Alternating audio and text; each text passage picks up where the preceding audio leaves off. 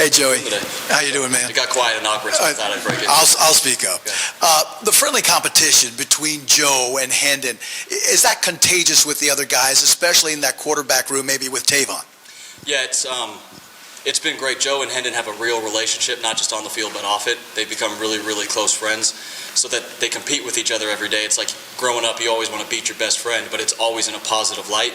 And that positivity, that positive energy has really just translated into our QB room, and Tavon's walked right into that, and it's been a good environment for him. Jimmy? Joe, what improvement have you seen from Joe Milton from last year to now? We've worked all offseason on touch throws across the middle and pressing our vertical run game. He's done a great job doing that. He's touching up balls all over the field. We all know he's got the absolute howitzer of an arm, so we've worked in having him touch up the ball and work windows and working that aspect of his game because we know he's got the other shot in his bag already. Vince, Austin, Wes, Rob. So you and Hendon Hooker in the spring had talked about Hendon maybe taking progressions and playing games with the defense with his eyes and things like that. I know he obviously hasn't had the ultimate test in a game since then, but what kind of progress have you seen in those areas of him advancing and manipulating the defense? Yeah, it's been really fun, actually. He did it in spring at a high level, and he actually did one really good one today. I'm not going to talk about it, but it was actually pretty impressive where he turned around and smiled at me and then kept going. So it's been really fun to watch his improvement and to watch him enjoy doing it where it's not like work every time. He's like, yeah, I got this. It's been really fun to watch his improvement there. Austin? When you talk about working on touch throws, how do you go about doing that? How do you get somebody that clearly just can throw it a mile to understand how to throw it 7 feet with a certain type of angle, arm angle, that stuff? And then two, in today's world of transfer portal and quarterbacks bounce around as much as anybody, to have a guy that's got experience like Joe as a backup, is that invaluable? Yeah, so to start off with your second question, absolutely it is. It's probably something that's going to be rapidly disappearing to have a backup quarterback with experience. I think that speaks to the relationship that him and Hendon have and also the way he feels about this place, that he wasn't in a hurry to just jump up and leave as soon as Hendon had the type of year that he did. So that's been awesome that he's been like that and that we have that type of guy in our room right now. To your first question about the touch throws, one, it's having the conversation with them that we all understand that you have this talent. Now we need to truly work on something that's not a positive. A lot of people like to work on what they're good at because it feels good when you're working on it. So we said, hey, let's miss some throws in the spring. Let's miss some throws and routes on air, working on our touch. And he's absolutely dialed that in. It's been a huge part of his game. We've been working drills. We have several drills we work to shop windows and touch up balls and all that type of stuff. And he's really dug into that. He hasn't fought it whatsoever. And it's going to be a huge improvement to his game. Wes?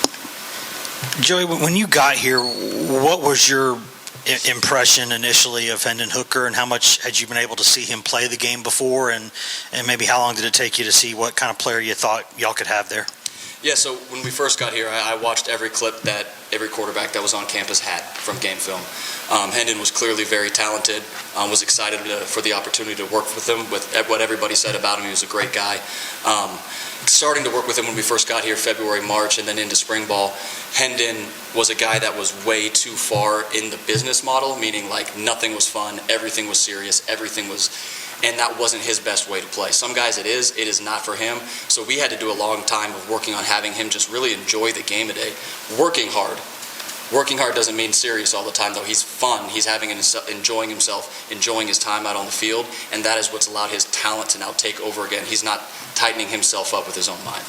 Rob, and then Adam. Coach, in talking to Tavon on Sunday, it seems like he's in a very positive environment with two guys who are kind of big brothers / mentors. How beneficial is it for a young kid to be able to come into a situation like that where, it seems like Hendon and Joe both look at him as a little brother they want to bring along, they want to help? Absolutely. How much does that help him learn? That's huge for a young quarterback because he's got two guys above him that not just are in the building doing what they need to do every day, but guys that have also played, so they can talk to, this is what it's like on game day, this is how you have to prepare. That's so uncommon, and that's a huge benefit that he's getting coming in because he can just sit in and listen to these guys talk, get stuff from them, and they're both very positive with him.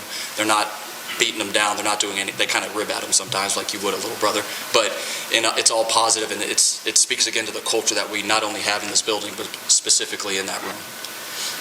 Last year, maybe Hendon's best trait was that he protected the ball, so few interceptions. When you look back at film, was there times where he was too protective of the ball, where he should have taken a risk? And is that something that you want to change at all in him? Maybe early, but as the season went on, no, he was just extremely intelligent with the football, and he made good decisions. I said it the first day I ever came out here that I don't want a guy that comes out and plays careful. If you're going to play in this offense for us, you're going to rip the football every single time you get an opportunity.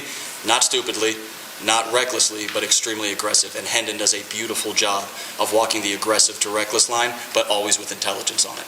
Patrick and then Jamie. Joe, you touched on the connection that Hendon and Joe have. I mean, you played quarterback. You coached this position for a long time. How unique is that? Because those guys are going for the same job. Is that something that you've seen other places, or is it really kind of hard to have that kind of dynamic? So kind of two answers. One, it's extremely rare to have that kind of dynamic. But two, it really speaks to what Coach Heupel has built here culture-wise. And I know I've said that a couple times in here already, and it's the truth, that these guys all understand that we're all trying to get something bigger, and everyone has a role. And right now, you think you know what your role is, but you have no idea after that first snap what everybody on this football team's role is going to be.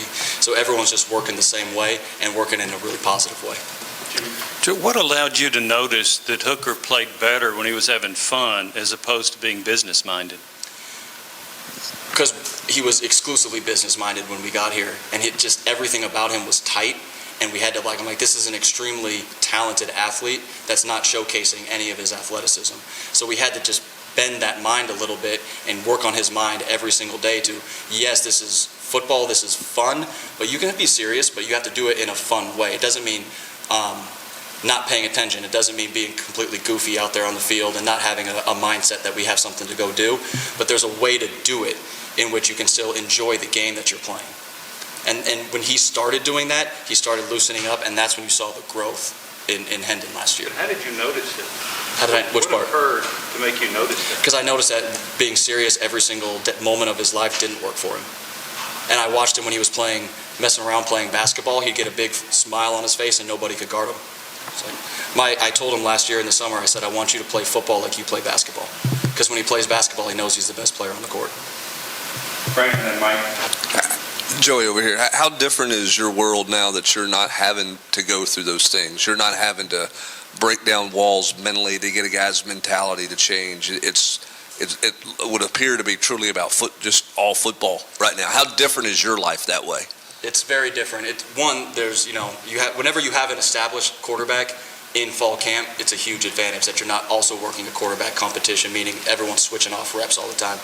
And then having Hendon completely bought into what we're doing, both football-wise and how we've dealt with his mind, it's just all, like you said, now we can work on the fun part, like we talked about earlier, like this is how we're going to manipulate guys, this is how we're going to play games with the defense, and we can start growing what we're doing as well, that he can now handle it all, and he takes it all in with a smile on his face, I should say, and he goes and he competes at a high level. It's been a huge difference for him.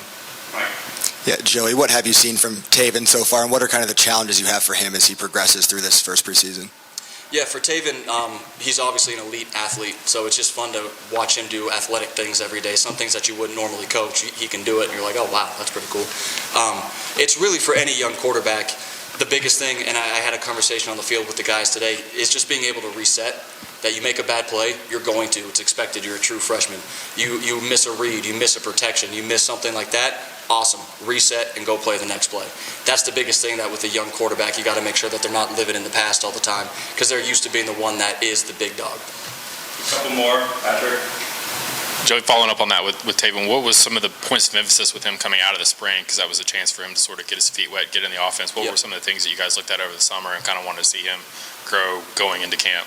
The two things with him. One was his going from, okay, I'm learning and I'm watching the teaching tape and all the intro stuff, to really diving into the tape and, all right, this is like the intricacies in what we're doing. This is how to really play in it, as opposed to just this is what the play is. That was the biggest challenge we had for him, was you make sure that you can come out on August 1st and operate like an upperclassman. That's what the challenge was for him. We've seen that growth from spring. Obviously, he's still young and he's still got areas that he needs to grow in, but he's doing more and more of the, all right, I'm going to see it, I'm going to cut it loose, and I'm going to go play fast. That's been the biggest thing for him. Any more questions for Coach Halzle? All right, thanks everybody. Appreciate you guys. Thanks. Thank you.